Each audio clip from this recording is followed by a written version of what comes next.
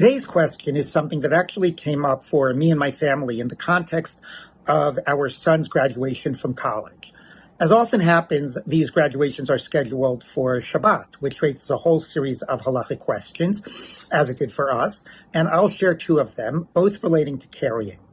So the first question was, can he wear from the hotel where we were staying his graduation gown and cap, the regalia, together with cords? There are different colored cords that graduates wear to indicate which societies they're a part of, what their major was, and so on.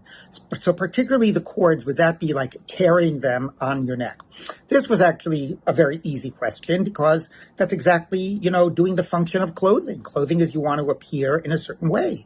So somebody could wear a scarf without tying it on the body, loosely attached, or somebody could have the preppy look with a sweater with the arms down in front, and all of that is because one wants to appear in a certain way. So that would not be a problem at all. And when we were walking down the street, people would wish him a congratulations because he was communicating that he was about to receive his college diploma.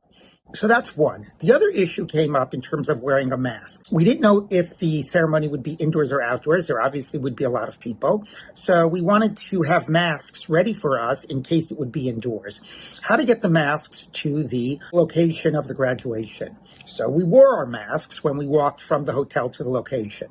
But the question is that we didn't really need the masks while we were walking. We only possibly needed them when we arrived. So is that wearing or is that carrying on your face?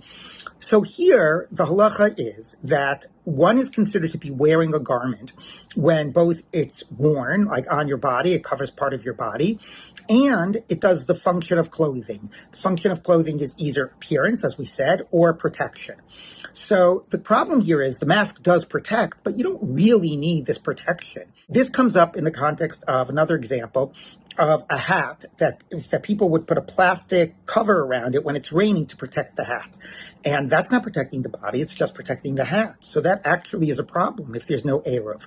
But what people do is they make a little pinhole in the hat, and then they put the cover, and the cover then is a little bit protecting their body.